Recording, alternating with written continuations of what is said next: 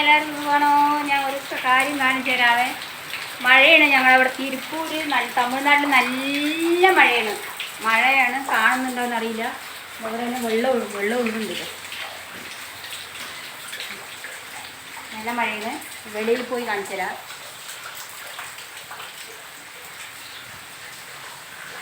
നല്ല മഴയോ